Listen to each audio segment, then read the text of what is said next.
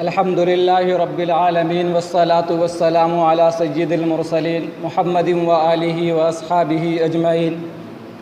أما بعد فأعوذ بالله من الشيطان الرجيم. بسم الله الرحمن الرحيم. قال الله تبارك وتعالى في القرآن المجيد والفرقان الحميد: لا يمسه إلا المطهرون تنزيل من رب العالمين. وعن حكيم بن حزام رضي الله عنه قال: لما بعثني إلى اليمن قال: لا تمس القرآن إلا وأنت طاهر. رواه الحاكم في المستدرك وقال صحيح الإسناد ولم يخرجه. أعد ذكر نعمان لنا أن ذكره هو المسك ما كررت به يتضوع.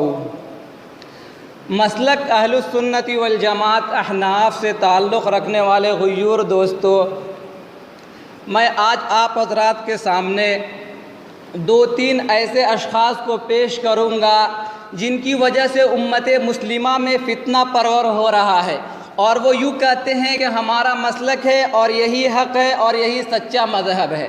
میں نے آپ حضرات کے سامنے قرآن مجید کی تلاوت بھی کر دی اور مستدرک حاکم یعنی کہ علی الصحیحین کہو، آسانی لفظ میں یہ کہو، یعنی کہ بخاری و مسلم کی روایت کی طرح یہ بھی ہے ولم یخرجہ، یعنی بخاری و مسلم نے ان دونوں کو نہیں نقل کیا. کس کو؟ ہو یعنی کہ ان حکیم ابن حزام، یہ روایت کو انہوں نے نقل نہیں کیا. اس میں فرماتے ہیں اللہ کے رسول صلی اللہ علیہ وسلم نے ان کو یمن کی طرف بھیجا، وہ بات الگ ہے، لیکن اس میں فرمایا لا تمس القرآن، قرآن کو مت چھو الا وانت طاہر، مگر یہ کہ تم طاہر ہو، پاک ہو، جبھی تم قرآن کو چھو. اب میں ایک طرف تو فرمانے خدا فرمانے پیمبر آ گیا، اب ایک طرف جب ہم ڈاکٹر ذوکر نالائق کو دیکھتے ہیں تو ان سے کسی نے پوچھا ڈاکٹر صاحب آپ مجھے بتائیے، ایک مسئلہ ان سے پوچھا گیا کیا حائضہ عورت قرآن کو چھو سکتی ہے؟ وہ کہتے ہیں ہاں حائضہ عورت قرآن کو چھو سکتی ہے. ایک طرف خدا منع کر رہا ہے، ایک طرف مصطفیٰ منع کر رہے ہیں، قرآن کو حائضہ عورت نہیں چھو سکتی، جو مخصوص ایاموں سے گزر رہی ہے وہ قرآن کو نہیں چھو سکتی. لیکن ڈاکٹر جوکر نائک صاحب فتویٰ دے دیتے ہیں کہ حائضہ عورت قرآن کو چھو سکتی ہے. اسی طریقے سے اس بات کے اوپر مجھے ایک اہل حدیث عالم نے کہا کہ مولانا ڈاکٹر جوکر نائک نے جو کہا ہے ہم اس بات کی تصدیق کرتے ہیں اور یہ بالکل صحیح ہے. میں نے کہا جی بتائیے، کہتے ہیں مولانا ہم اس پر آپ سے بحث کرنے کے لیے تیار ہیں. میں نے کہا جی بتائیے، کہنے لگا آپ حافظ صاحب قرآن کو شروع سے پڑھیے، آپ قرآن کے اوپر کی آیت کو دیکھیے. اللہ رب العزت ارشاد فرماتا ہے فی کتاب مکنون، یعنی کہ اس قرآن مجید کے بارے میں اللہ فرما رہا ہے جو لوح محفوظ کے اندر لکھی ہوئی ہے. اس قرآن کو چھونا کس طریقے سے ہوگا؟ میں نے کہا عالم صاحب ذرا آپ اپنی فہم کو ذرا بڑی کیجئے، اپنی سوچ کو کشادہ کیجئے، وسیع کیجئے، دراز کیجئے. میں نے کہا عالم صاحب ذرا نیچے آئیے، قرآن میں اللہ فرماتا ہے تنزیل من رب العالمین، جو رب کی طرف سے نازل کردہ ہے اس قرآن کے بارے میں اللہ کہہ رہا ہے. فی کتاب مکنون کے بارے میں اللہ نہیں کہہ رہا ہے. آئیے ڈاکٹر جوکر نائک کے ہم دوسرے فتوے کو دیکھتے ہیں. دوستو یہی وجہ ہے کہ آج جو کمپیوٹر سے علم حاصل کر رہا ہے، ٹی وی کے ذریعے سے علم حاصل کر رہا ہے، لیپ ٹاپ کے ذریعے سے علم حاصل کر رہا ہے، وہ نور علم کو نہیں لے رہا ہے. یہی وجہ ہے کہ آج امت میں ان کی وجہ سے فتنہ پرور ہو رہا ہے، شرور فتن یعنی کہ جنم لے رہا ہے. ڈاکٹر جوکر نائک سے کسی عورت نے پوچھا کہ ایک مرد کو جب جنتی مرد کو حوریں دی جائیں گی تو بتاؤ کیا ایک جو عورت ہے جو جنتی عورت ہوگی تو اس عورت کو کیا دیا جائے گا؟ ڈاکٹر جوکر نالائق سے فرماتے ہیں کہ جس طریقے سے مردوں کو حورے کی شکل میں عورتیں دی جاتی ہیں، حوریں دی جاتی ہیں، اسی طریقے سے عورت کو بھی مرد کی شکل میں حور دی جائیں گی. دوستو یہ شریعت کے اندر تبدیلی ہے، تحریف ہے، قرآن کے اندر سراسر بگاڑ ہے. دوستو میں آپ کو ایک بات بتا دینا چاہتا ہوں، ایک مرد کے لیے 4 عورتوں کا ثبوت یہ تو قرآن سے بھی ملتا ہے. اللہ رب العزت ارشاد فرماتا ہے فَانكِحُوا مَا طَابَ لَكُم مِّنَ النِّسَاءِ مَثْنَىٰ وَثُلَاثَ وَرُبَاعَ، عورتوں میں سے جو تم کو پسند ہے، جو خوشگوار ہے، 2 سے نکاح کر لو، 3 سے، 4 سے. ایک مرد کے لیے دنیا میں 4 متعدد عورت کا یہ تو وقوع ہے، یہ سمجھ میں آتا ہے، لیکن ایک عورت 4 مرد سے شادی نہیں کر سکتی ہے. دوستو بتانا یہ چاہ رہا ہوں کہ آج ایسے ایسے لوگ جن کی وجہ سے فتنہ برپر ہو رہا، اس کی وجہ کیا ہے؟ اگر ہم اس طریقے کا فتویٰ نہیں دیں تو امت میں یعنی کہ شرور و فتن پیدا نہیں ہوں گے۔ بات سمجھ میں نہیں آتی ہے۔ میں دنیا کا ضابطہ بتاتا ہوں، ایک ٹیچر اس وقت تک لوگوں کو نہیں پڑھا سکتا، وہ ٹیچر گیری نہیں کر سکتا جب تک کہ وہ دنیاوی کسی ماسٹر کے پاس پڑھا نہ ہو، گورنمنٹ میں اس کو اجازت نہ دیا ہو۔ کوئی پولیس والا پولیس گیری اس وقت تک نہیں کر سکتا جب تک کہ اس نے نوکری جوائن کر کے یعنی کہ پولیس کو پا لیا، اس کا جو مقاصد ہوتے ہیں اس کو حاصل کر لیا، پھر اس کو سرٹیفکیٹ مل جاتی، جب تک کہ وہ پولیس گیری نہیں کر سکتا ہے۔ اسی طریقے سے کوئی وکیل جب تک کہ وہ اس کے فنون کو سیکھ نہ لے، جب تک کہ وہ یعنی کہ وکالت نہیں کر سکتا۔ دوستو کیا اللہ کے نبی کا قرآن اتنا غریب ہو گیا؟ کیا مذہب اسلام اتنا یتیم ہو گیا، اتنا مسکین ہو گیا کہ ڈاکٹر جو کر نالائق لوگ جیسے فتویٰ دینے لگے؟ یہ شریعت کے اندر تحریف ہے دوستو، تبدیل ہے۔ ایسے لوگوں ابھی آپ نے کچھ دن پہلے سمجھا ہوگا، میں آپ کو بتاتا ہوں اہل حدیث کے اندر جتنے بھی، میں کسی کے اوپر تانا تو کرنا نہیں چاہتا، لیکن جب اشکال ہوتا ہے تو جواب بھی دینا ضروری بن جاتا ہے۔ آپ یہ بتائیے، اندازہ لگا لے اور اس بات کو سمجھ لے، یہ بات اظہر من الشمس ہے، روز و روشن کی طرح آیا اور بیان ہے، کسی کے اوپر مخفی نہیں ہے۔ اسی طریقے سے آپ دیکھیں ایڈوکیٹ سید فیض ہے یا برادر عمران ہے یا اسی طریقے سے برادر آصف الدین ہے یا برادر شفیع الرحمان ہے، ان کو کیا آتا ہے؟ ان کو ایک لفظ بسم اللہ پڑھنے نہیں آتا۔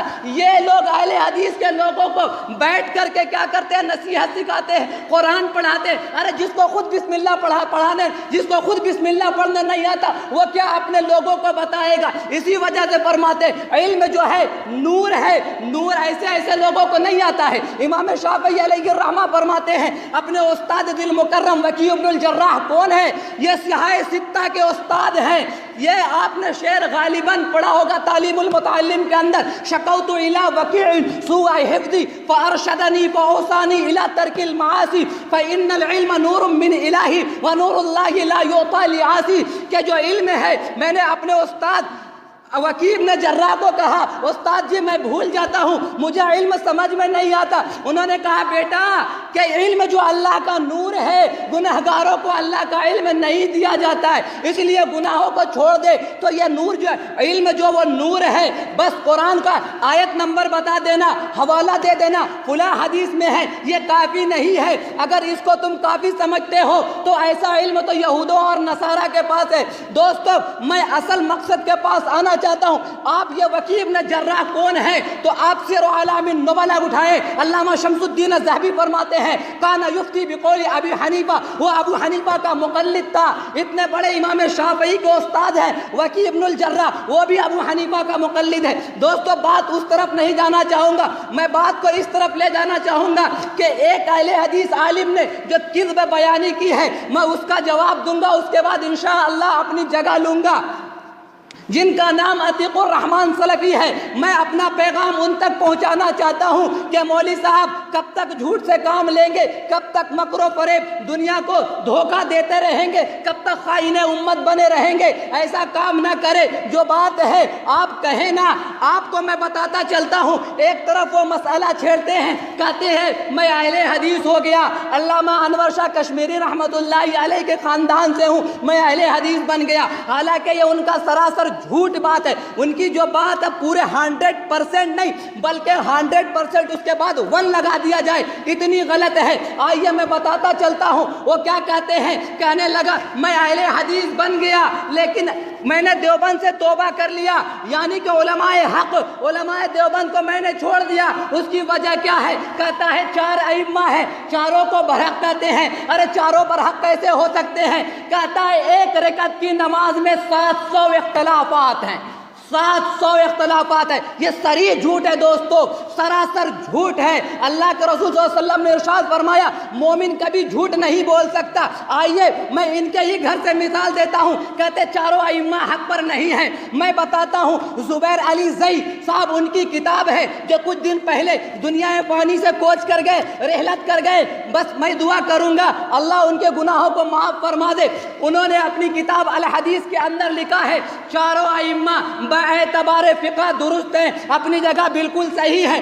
اسی طریقے سے ان کے ایک اور ابھی عالم دین جو ابو زید ضمیر صاحب پونے کے ہیں، ان سے کسی نے سوال کیا بتائیں چاروں ائمہ کے مذاہب راستے الگ الگ ہیں، پھر چاروں حق پر ہیں، یہ کس طریقے سے ہیں؟ اہل حدیث عالم صاحب کہتے ہیں چاروں کے راستے الگ الگ ہیں، کس نے کہا ہے؟ نہیں، چاروں کا راستہ ایک ہی ہے، قرآن مجید ہے، ہاں کچھ قرآن و سنت ہے، کچھ جزئی مسائل کے اندر اختلافات ہیں، اس سے کوئی ناحق نہیں ہو جاتا ہے۔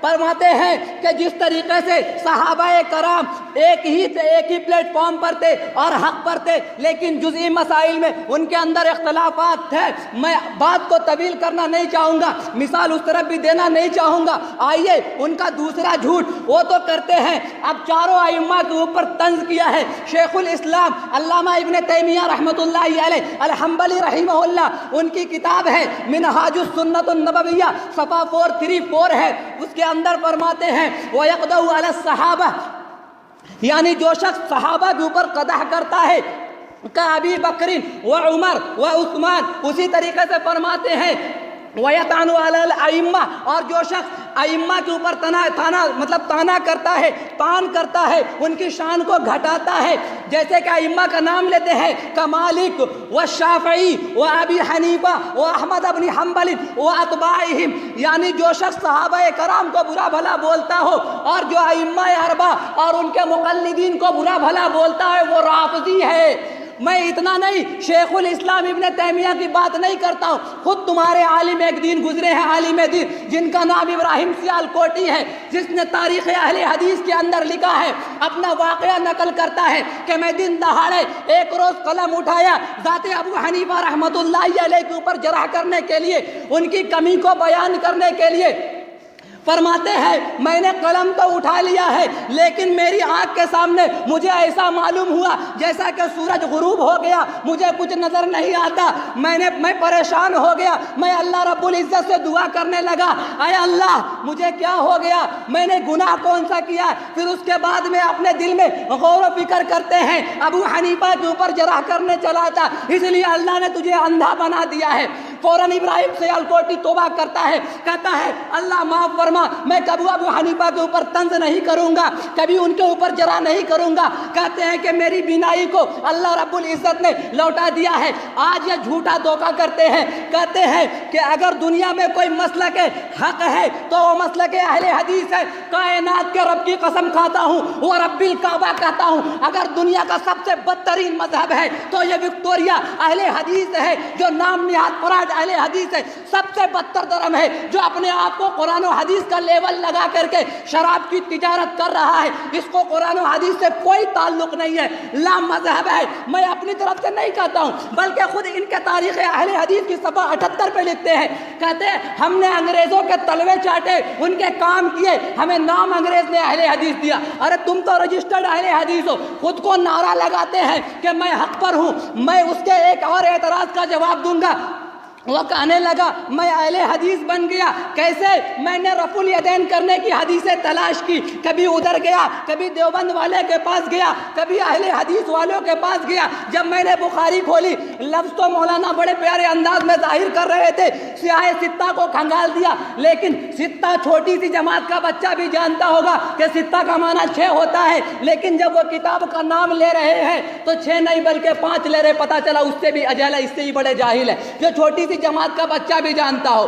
کیوں؟ آخر جب حق بات کے خلاف جب بولا جائے گا تو اللہ خود اسی میں ان کو ذلیل کر دیتا ہے۔ کہتے ہیں رفع الیدین نہ کرنے کی حدیث ہی نہیں ہے۔ دوستو اگر 14ویں کا چاند کسی اندھے کو نظر نہیں آتا تو یہ چاند کا قصور نہیں بلکہ ہماری آنکھوں کا قصور ہے۔ وہ ہم سے کہتے، عتیقر رحمان سلفی ہم سے عرض کرتے، کہتے عبداللہ بھائی آپ مجھے بتاؤ، مجھے ترک رفع الیدین کرنے کی حدیث نہیں ملتی۔ دیوبند کا بیٹا، احناف کا روحانی بیٹا آپ کو بتاتا، میں کہتا تھا آپ نے حدیث نہیں پڑھا ہے۔ کیسے حدیث نہیں پڑھا ہے؟ آپ نے اپنے 9 منٹ کے اندر تقریر کی ہے لیکن اس کے اندر کہیں بھی حدیث نہیں پڑھا ہے۔ میں آپ کو بتاتا ہوں، احناف کے بیٹوں سے پوچھو کہ کس طریقے سے حدیث پڑھا جاتا ہے، ہم سے سیکھو۔ دوستو اصح الکتب بعد کتاب اللہ، صحیح البخاری و مسلم کے بعد یہ مسلم کا درجہ ہے، بخاری کے بعد اس میں روایت نقل کرتے ہیں حدیث نمبر 968 کے تحت عن تمیم ابن طرفۃ وعن جابر ابن سمرۃ رضی اللہ تعالی عنہ خرج علینا رسول اللہ صلی اللہ علیہ وسلم فقال ما لی اراکم رافعی ایدیکم کانها اذناب خیل شمس واسکنوا بالصلاۃ، فرماتے ہیں کہ مجھے کیا ہو گیا، رسول اللہ صلی اللہ علیہ وسلم ہمارے پاس نکل کر کے آئے ہیں اور رسول اللہ صلی اللہ علیہ وسلم نے ارشاد فرمایا کہ آپ رفع الیدین کر رہے ہیں گویا کہ وہ شریر گھوڑے کی دم ہے، آپ نماز میں رفع الیدین مت کرو، سکون اختیار کرو، ان کو رفع الیدین کرنے کی حدیث ہی نہیں ملتی ہے۔ میں نے کہا چھوڑو، آؤ سنن نسائی کی طرف آتے ہیں، سنن نسائی کی جلد اول صفحہ 158 بابو ترکی ذالک، یعنی رفع الیدین کو ترک کرنے کا باب امام نسائی رحمۃ اللہ علیہ نے نقل کیا ہے، اس میں روایت نقل کرتے ہیں اخبرنا سعید بن نصر انبأنا عبداللہ ابن المبارک عن سفیان عن عاصم بن کلیب عن عبد الرحمن بن الاسود عن علقمۃ عن عبداللہ بن مسعود رضی اللہ تعالی عنہ الا اصلی بکم صلاۃ رسول اللہ صلی اللہ علیہ وسلم فقام فرفع یدیہ اول مرۃ ثم لم یعید۔ یہ روایت نقل کرنے کے بعد فرماتے ہیں عبداللہ بن مسعود رضی اللہ عنہ کیا میں تمہیں رسول اللہ صلی اللہ علیہ وسلم کی روایت، رسول اللہ صلی اللہ علیہ وسلم کی نماز نہ بتاؤں؟ رسول اللہ صلی اللہ علیہ وسلم کس طریقے سے نماز پڑھتے تھے؟ کہنے لگے جی ہاں بتائیں۔ جب وہ نماز پڑھتے ہیں پہلی مرتبہ رفع الیدین کرتے ہیں، اس کے علاوہ کہیں بھی نقل نہیں کرتے۔ اس حدیث کو نقل کرنے کے بعد فرماتے ہیں یہی روایت کو نقل کیا گیا، یہ ابو داؤد کے اندر بھی ہے۔ میں دوسری روایتوں کی طرف سیاہ ستہ کو ہٹ کر کے ابھی اس پہ آگے نہیں نکلنا چاہ رہا ہوں۔ اس کے بعد فرماتے ہیں ایک روایت اور نقل کی ہے سنن ترمذی کے اندر جامع الترمذی جلد اول صفحہ 59 باب رفع الیدین عند الرکوع، اس میں روایت نقل کرتے ہیں حدثنا حناد قال حدثنا وکیع عن سفیان عن عاصم بن کلیب عن عبد الرحمن بن الاسود عن علقمۃ عن عبد الله بن مسعود رضی اللہ تعالی عنہ الا اصلی بکم صلاۃ رسول اللہ صلی اللہ علیہ وسلم فصلى فلم يرفع یدیہ الا فی اول مرہ۔ میں نے کہا آپ کو روایت نظر نہیں آتی، میرا کیا قصور ہے؟ اس میں بھی عبداللہ بن مسعود رضی اللہ عنہ فرماتے ہیں میں نے رسول اللہ صلی اللہ علیہ وسلم کی نماز پڑھ کر کے دکھائی، پہلے مرتبہ رفع الیدین کیا، اس کے علاوہ کہیں بھی رفع الیدین نہیں کیا، ایک ہی مرتبہ رفع الیدین ہو رہا ہے۔ اس کے بعد امام ترمذی رحمۃ اللہ علیہ اس حدیث کو نقل کرنے کے بعد فرماتے ہیں کہ جو حدیث ہے حدیث حسن، اس کے آگے فرماتے ہیں وَبِهِ يَقُولُ غَيْرُ وَاحِدٍ مِنْ أَهْلِ الْعِلْمِ مِنْ أَصْحَابِ النَّبِيِّ صلی اللہ علیہ وسلم، اہل علم اور اصحاب نبی صلی اللہ علیہ وسلم کا یہی عمل ہے، اکا دکا رفع الیدین کرتے ہیں، باقی پورے کے پورے رفع الیدین نہیں کرتے۔ اتنی روایت ہے، اتنا نہیں دوستو، میں ایک روایت آپ کے سامنے پیش کروں گا مسند حمیدی، یہ عبداللہ ابن زبیر یعنی کہ امام بخاری رحمۃ اللہ علیہ کے استاد ہیں، بخاری شریف کی پہلی روایت انما الاعمال، جو روایت کیف کان بدء الوحی الی رسول اللہ صلی اللہ علیہ وسلم، ان سے ہی انہوں نے نقل کی امام بخاری نے۔ ان کی کتاب مسند حمیدی ہے، جلد 2 ہے، صفحہ 277 ہے، اس کے اندر یہ روایت نقل کرتے ہیں، فرماتے ہیں حدثنا الحمیدی قال حدثنا سفیان عن الزہری عن ابی قال رأيت رسول الله صلى الله عليه وسلم إذا افتتح الصلاة رفع يديه حذو منكبيه وإذا أراد أن يركع وبعدما يرفع رأسه من الركوع فلا يرفع ولا بين السجدتين۔ عبداللہ ابن عمر رضی اللہ عنہ فرماتے ہیں کہ میں نے رسول اللہ صلی اللہ علیہ وسلم کو دیکھا جب نماز شروع کرتے رفع الیدین کرتے، اور جب رکوع سے سر اٹھانے کا ارادہ کرتے اور رکوع سے سر اٹھاتے تو رفع الیدین نہیں کرتے، اور دونوں سجدوں کے درمیان میں بھی رفع الیدین نہیں کرتے۔ یہ روایت کے اوپر اللہ کی قسم کھا کر کے کہتا ہوں اہل حدیث مر جائے گا زہر کا پیالہ پی کر کے، لیکن سند کے اوپر کبھی کلام نہیں کر سکتا۔ میں نے کہا اتنی ساری حدیثیں ہیں، آپ کو نظر نہیں آتی تو میرا کیا قصور ہے؟ آگے چلتے ہیں، کہنے لگا کہ دیوبند کا عقیدہ بہت برا ہے، اس لیے میں نے توبہ کر لیا ہے، اللہ کے بارے میں وحدت الوجود کا عقیدہ ہے، وحدت الشہود کا عقیدہ ہے، مردے ہاتھ پکڑ لیتے ہیں، طرح طرح کے عقیدے ہیں۔ دوستو ایک قانون سمجھ لے، پہلے ایک انسان کا ایک دعویٰ ہے کہ اگر کسی نے دعویٰ کیا سالبہ کلیہ کا تو آپ کیا کریں گے؟ موجبہ جزیہ پیش کر دیں گے، موجبہ جزیہ، تو اس کا دعویٰ خود بخود باطل ہو جائے گا، ختم ہو جائے گا۔ اس نے جو دعویٰ کیا ہے اس کے دعوے کی حقیقت ہے۔ آئیے وہ کہتے ہیں کہ یہ لوگ اللہ کو وحدت الوجود یعنی اللہ ہر جگہ حلول کر گیا ہے، جھاڑ کے اندر بھی پتھر کے اندر بھی۔ میں کہتا ہوں یہ ہمارے اوپر الزام ہے، جھوٹ ہے۔ آپ کے علامہ، آپ کے محقق علامہ ناصر الدین البانی صاحب سے کسی نے پوچھا گیا تھا القرب الوارد فی قولہ صلی اللہ علیہ وسلم ان الذین تدعونہ اقرب الی احدکم من عنق راحلتہ، قال الشیخ البانی فرماتے ہیں بذاتہ یعنی اللہ تعالیٰ ذات کے اعتبار سے قریب ہے. اس میں جو قرب کی کیفیت پوچھی گئی ہے وہ کیسی ہے؟ فرماتے ہیں بذاتی ہی. میں نہیں کہتا ہوں، آپ انوار التوحید کو اٹھا لیں. اسی طریقے سے علامہ جو اہل حدیث کے عالم منجا نذیر حسین دہلوی گزرے ہیں، اسی طریقے سے ان کے اشاعت السنہ حسین احمد بٹالوی گزرے ہیں. یہ سب نے کہا ہے کہ ہمہ وقت حاضر و ناظر ہونا یہ صرف اور صرف اللہ کی صفت ہے. اور ایک غیر مقلد اٹھا عبداللہ بہاولپوری، رسالت بہاولپور کے اندر، خطبات بہاولپور کے اندر لکھ دیا کہ تمام اہل حدیث یعنی جتنے بھی تھے ان کا عقیدہ وحدت الوجود کا، وحدت الشہود کا، اور یہ جتنے سارے کے سارے گمراہ تھے. یہ خود اہل حدیث عالم نے کہہ دیا کہ یہ سارے کے سارے گمراہ تھے. ارے وہ عقیدہ تمہارے اندر پایا گیا، وہ باطل عقیدہ تمہارے اندر پایا گیا، ہمارے اوپر پیٹ کر دیے. یہ سب تمہارے لوگوں نے کہا ہے. کہنے لگے کچھ بد مذہب لوگ، کچھ بد فہم لوگ جو صحابہ کی سمجھ کو اپنی فہم سمجھنے لگے، یعنی جن کا کوئی دین سے تعلق نہیں، بد مذہب لا مذہب پیدا ہو گئے. ان کی وجہ کیا ہے؟ ترک تقلید ہے. انہوں نے تقلید کو چھوڑا جس کی وجہ سے منموجی کرنے لگے. یہ آپ کا ملا ہے، کہتا ہے افتؤمنون ببعض الکتاب وتکفرون ببعض. قرآن کی بعض آیتوں کے اوپر ایمان لاتے ہیں، بعض کے اوپر بعض سے انکار کرتے ہیں. یہ سب تو آپ کے اندر ہے. میں کہتا ہوں رفع الیدین کوئی بڑا مسئلہ نہیں ہے. رفع الیدین کو آپ کے عالموں نے بڑا چڑھا کر کے پیش کیا ہے. اس کی وجہ کیا ہے؟ اہل حدیثوں کے عالموں نے لکھا ہے کہ رفع الیدین کرنا واجب ہے، فرض ہے. اور ایک بات ذہن نشی فرما لے، واجب اور فرض کے درمیان اہل حدیثوں کے یہاں فرق نہیں ہے. انہوں نے کہہ دیا فرق ہے، یہ فرض ہے. کسی نے کہہ دیا واجب ہے، کسی نے کہہ دیا سنت متواترہ سے ثابت ہے.